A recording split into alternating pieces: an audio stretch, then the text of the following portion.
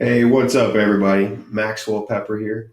Today, I wanted to create this quick video to teach you guys how to read from a file in C.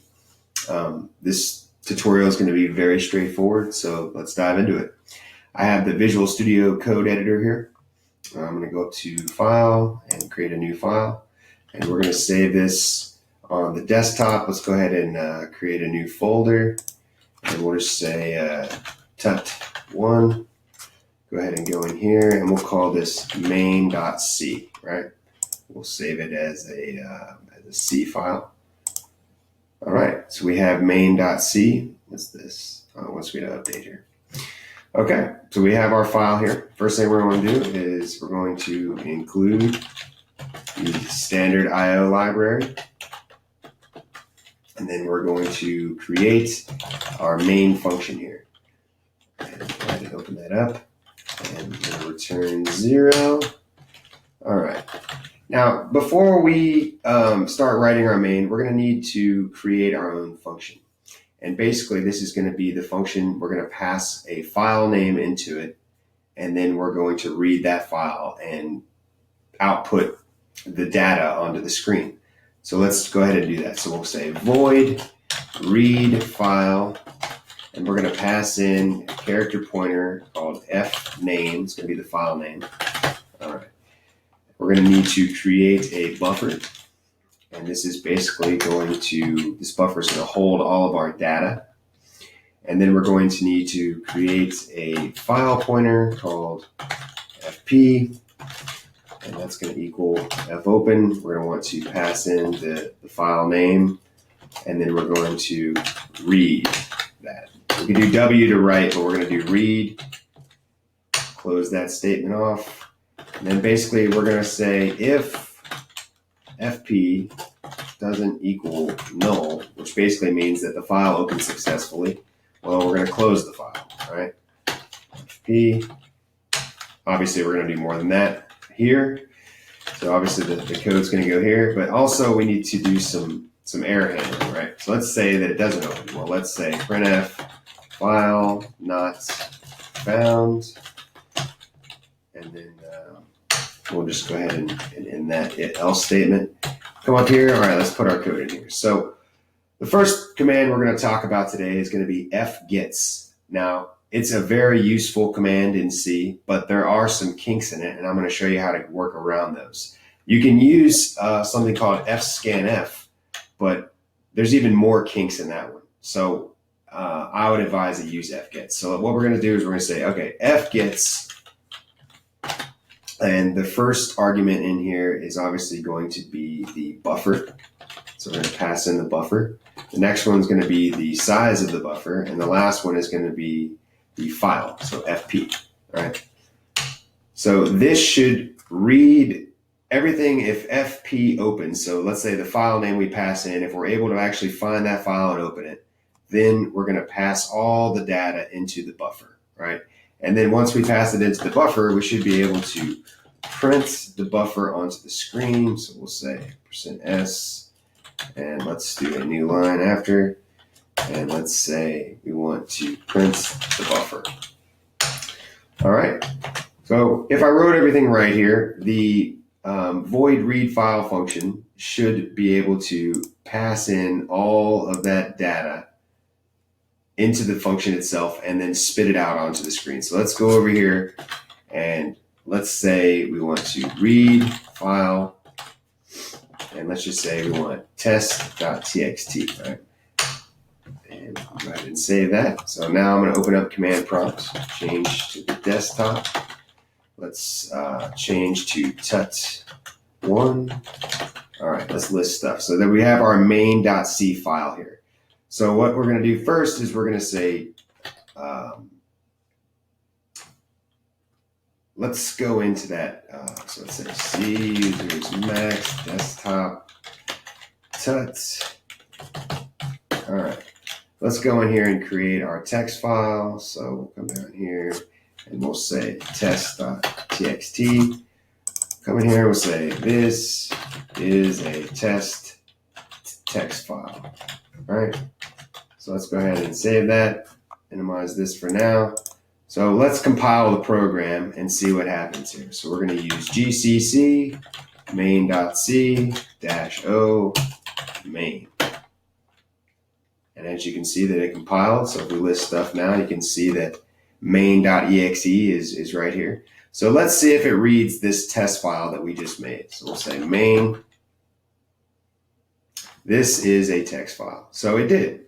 So the program works. We were able to read all the data out of that file. So now let me show you a problem with fgets, and then I'm going to show you how to fix that. And I'm also going to show you how to make this program a little bit more user-friendly.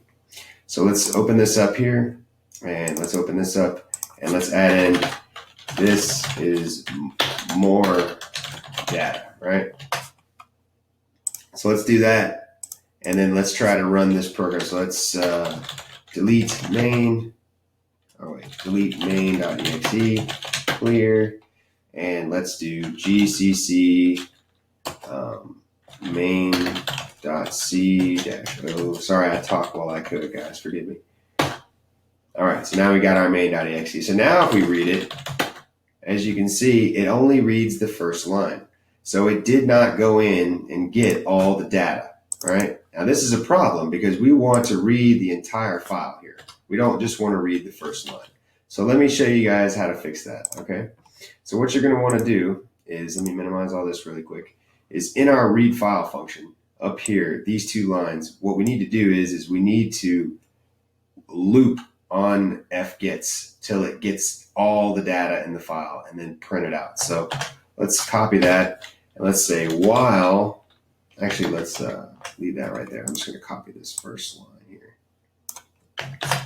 So we'll say while, and then we'll do fgets, and we'll say doesn't equal null, right? Because fgets will equal null when it gets to the end of the file. So we'll say while fgets doesn't equal null, then we're basically going to print inside of here. So let's come in here and print that in there. Okay, let's save that. So now we're basically looping on the fgets function until it doesn't, it's null, which means it's at the end, and then it's going to put all the data onto the screen for us. So let's see if this works, guys. All right, so let's go ahead and open up here. Let's delete main.exe. Let's clear this. Let's go gcc main.c-o main. All right, clear, list stuff. Oops, list stuff. We've got our main.exe file here. So let's go ahead and run that. And as you can see, it reads all the data from the file. This is, and if you're wondering what this gap is, that's just because I'm putting a new line character in here. We could trim that if we want, which I'll also show you. But now we're reading all the data. But this is boring, right? Because no one really wants to pass a file name in statically. You know, you want it to be dynamic, right? So let me show you guys how to do that. So let's go down here and let's create a character array. We'll call it file name. And we'll make it 256. And let's say we want to printf, enter a file name, right? And then we'll scanf this file name. And we want to read that into the file name character array. And then we're going to take that piece of information and we're going to pass it right here. So now we can just pass in the f name. And this should make it more fun, right? So let's go ahead and do that. Let's delete main.exe, clear. Let's run gcc, say main.c-o main. Okay. So now we got our main.exe here. So let's go ahead and run it. So now we have a more interactive program. So now it's asking me for a file name. So if I put in something bogus like blah, blah, blah, you can see that it tells us file not found, right? If we come in, we put test.txt, you can see that it reads from the file. So this makes the program much more interesting. But what if we want to keep reading different files? We don't want it to end, right? We want this program to end when we tell it to end. So what we could do is we could actually loop on this, right?